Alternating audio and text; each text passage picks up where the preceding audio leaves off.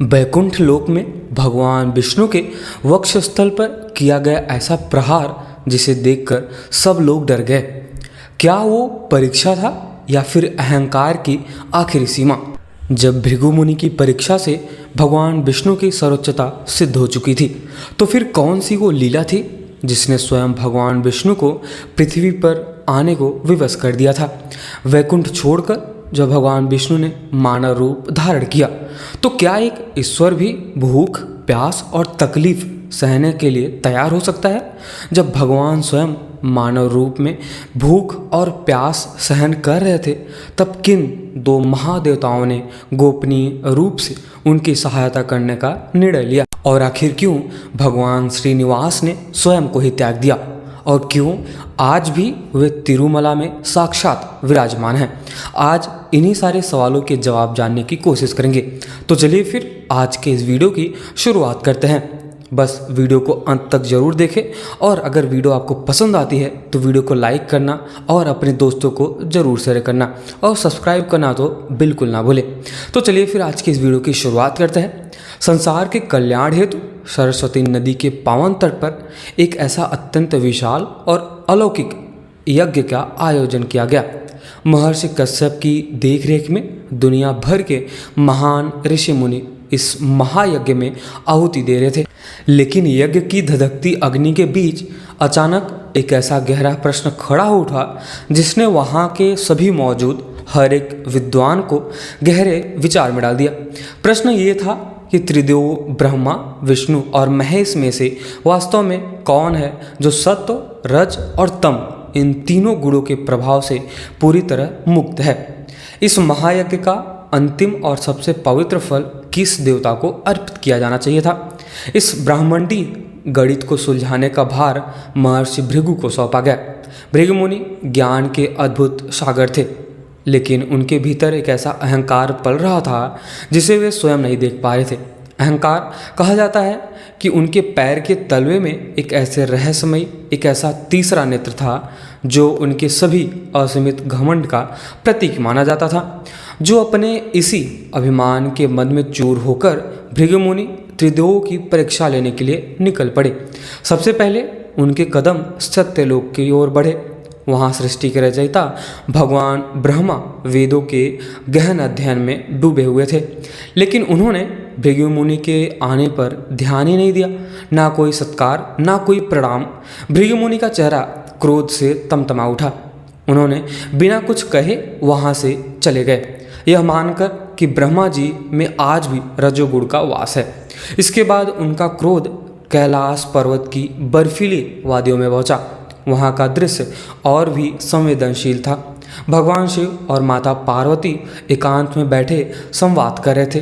भृगु मुनि के अचानक वहाँ पहुँच जाने से भगवान शिव का वार्तालाप भंग होता है, और तब महादेव का क्रोध इतना भयंकर था कि तीसरा नेत्र बस खुलने ही वाला था। लेकिन एंड वक्त पर, मतलब लास्ट टाइम पे, माता पार्वती ने स्थिति को संभाल लिया, और अपमान की आग में जलते हुए भृगु मुनि वहाँ से भी लौट जाते हैं। अब उनकी अंतिम मंजिल थी, वो थी बैकुंठ धाम।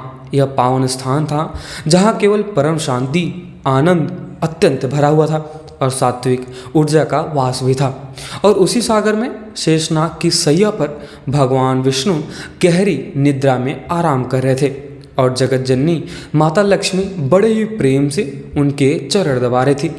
भृगु मुनि वहाँ जैसे ही पहुँचे, लेकिन भगवान विष्णु ने अपने नेत्र नहीं खोले। ब्रह्मा और शिव से मिले तिरस्कार ने भृगु मुनि के भीतर पहले ही ज्वालामुखी भर दिया था, और अब भगवान विष्णु भी इस शांति से उनके क्रोध की सारी सीमाएं तोड़ दी। अपना आपा खोते हुए भृगु मुनि ने आगे बढ़कर भगवान विष्णु के वक्षस्थल पर पूरी ताकत के साथ एक जोरदार लात मारी। यह कोई साधारण प्रहार नहीं था। यह प्रहार उस सीने पर था जहाँ स्वयं सौभाग्य और धन की देवी माता लक्ष्मी का निवास स्थान है। पूरे ब्रह्मांड का पालन करने वाले परमपिता परमेश्वर का एक ऐसा भयानक अपमान, एक ऐसा लात ने पूरे बैकुंठ में सन्नाटा खींच दिया।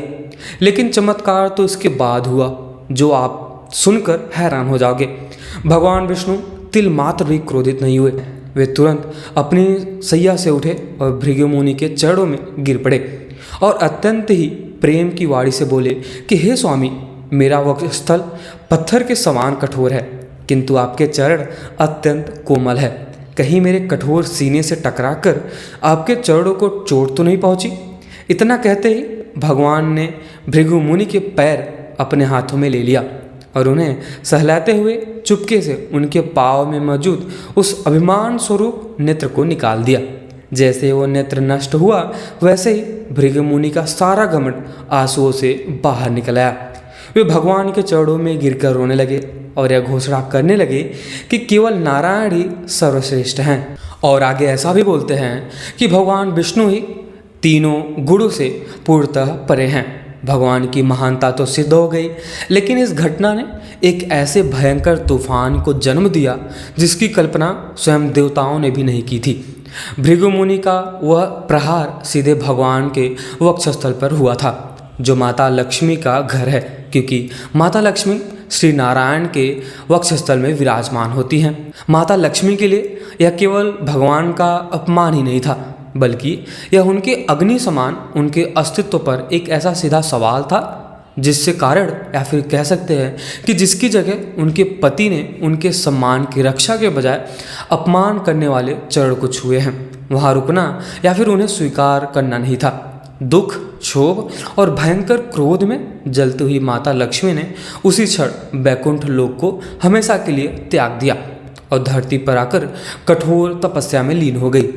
माता लक्ष्मी के आते ही उनकी सारी चमक, सारा वैभव समाप्त हो गया। प्राण प्रिय पत्नी के बिना भगवान विष्णु तड़प रहे थे। विरह की उस पीड़ा ने अनंत ब्रह्मांड के स्वामी को भी अपना दिव्य धाम छोड़ने पर मजबूर ही कर दिया।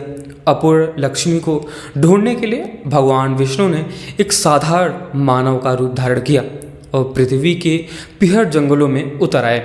भटकते भटकते वे ऐसे रहस्यमयी पहाड़ियों पर पहुँचे जहाँ की एक मानव शरीर में थे, लेकिन भूख और प्यास और थकान और दर्द ने उन्हें जकड़ रखा था। वे एक ऐसी चींटी के पामी के भीतर छुपकर बिना कुछ खाए पिए कठोर तपस्या में बैठ गए और सृष्टि का पालनहार स्वयं भूख से तड़प रहा है। ये दृश्य देखकर स्वर्ग के देवताओं की आंखें नम हो गई और तभी भगवान शिव और भगवान ब्रह्मा ने एक गुप्त और अद्भुत योजना बनाई। सुंदर देवी ने एक ऐसे साधारण ग्वाले को गाय दिया और उस दैवी गाय बछड़े को उस समय के चोल राजा को सौंप दिया। अब हर दिन रहस्यमयी घटना घटने लगी और वो रहस्यमयी घटना कुछ इस प्रकार थी कि वह चमत्कारी गाय जंगल में चरने जाती, लेकिन मौका पाते ही अपने झुंड से अलग हो जाती और सीधे उस पामी के पास पहुंच जाती जहां भगवान विष्णु तपस्या कर रहे थे। गाय अपने थन से दूध की एक अमृत धारा उस पामी के भीतर बरसा देती और उसी दूध को पीकर भगवान विष्णु अपनी भूख शांत करते थे। लेकिन हर शाम ढलती और गाय नहीं लौटती और उसके थनों की दूध की एक बूंद भी रानी को नहीं मिलता और उसका माथा थनक उठा था और उसने ग्वाले को कड़ी चेतावनी दी और कहा कि अगर कल दूध का रहस्य नहीं खोला तो उसे कठोर दंड मिलेगा। और अगले दिन ग्वाला छुपते छुपाते गाय के पीछे पीछे घने जंगल में गया और वहाँ उसने जो नज़ारा देखा उसके सारे होश उड़ गए। गाय एक मिट्टी के पामी पर खड़ी होकर अपना सारा दूध बहा रही थी। ग्वाले का खून खौल उठा और उसने बिना कुछ सोचे समझे अपनी भारी कुल्हाड़ी उठाई और गाय के मस्तक पर पूरी ताकत के साथ एक जानलेवा वार कर दिया। लेकिन कुल्हाड़ी गाय को छू भी नहीं पाई और उसी क्षण पामी को चीरते हुए भगवान श्रीनिवास बाहर आ गए और कुल्हाड़ी सीधे उनके सीने पर जा लगी और रक्त की एक गहन धारा भगवान के माथे पर बहने लगी। ब्रह्मांड के स्वामी को लहूलुहान देखकर ग्वाले का हृदय कांप उठा और भय के मारे ग्वाले का प्राण वहीं निकल गया। जब चोर राजा वहां पहुंचा तो उसने देखा कि भगवान घायल अवस्था में पड़े हुए हैं। भगवान श्रीनिवास ने राजा को देखा और देखते हुए कहा कि हे राजन, तुम्हारे सेवक का यह गंभीर अपराध अनंत ही तुम्हारे ही कर्तव्य का परिणाम माना जाएगा और मैं तुम्हें श्राप देता हूँ कि तुम अपने इस कर्म का परिणाम तुरंत अनुभव करोगे। राजा रोने लगा और क्षमा मांगने लगा। तब भगवान का हृदय पसीजा और उन्होंने श्राप से मुक्ति करने का एक रास्ता बताया। और उन्होंने बोला कि भविष्य में जब मैं आकाश राजा की पुत्री से विवाह करूंगा तब तुम्हें मुझे एक स्वर्ण मुकुट अर्पित करना होगा, और जब वो मुकुट मेरे शीश पर सजेगा तब तुम्हें इस कष्ट से मुक्ति मिल जाएगी। और घायल और लहूलुहान भगवान श्री निवास ने तब जंगलों में भटकने लगे, और तभी उनका सामना भगवान वराह से हुआ, जो कि भगवान विष्णु के ही अवतार माने जाते हैं। और भगवान वराह वहीं जंगल में निवास करते थे। भगवान श्रीनिवास ने उनसे रहने के लिए थोड़ी सी भूमि मांगी। भगवान वराह ने कहा कि मैं आपको भूमि देने के लिए तैयार हूँ, लेकिन उसके लिए एक शर्त है। और उन्होंने कहा कि मेरे क्षेत्र में दर्शन के लिए जो कोई भी आवेगा उससे सबसे पहले मेरे दर्शन करेगा, उसके बाद ही आपके पास आएगा। भगवान श्रीनिवास ने इस शर्त को सहज ही स्वीकार कर लिया, और यही कारण है कि आज भी तिरुपति में सबसे पहले भगवान श्री वराह के दर्शन करने की अटूट परंपरा है, और यही है भगवान विष्णु की लीला। तो मित्रों, आज का ये वीडियो कैसा लगा? अगर आपको ये वीडियो पसंद आया हो तो वीडियो को लाइक ज़रूर करना और चैनल को सब्सक्राइब तो अवश्य कर देना, और अपने दोस्तों को ज़रूर शेयर करें।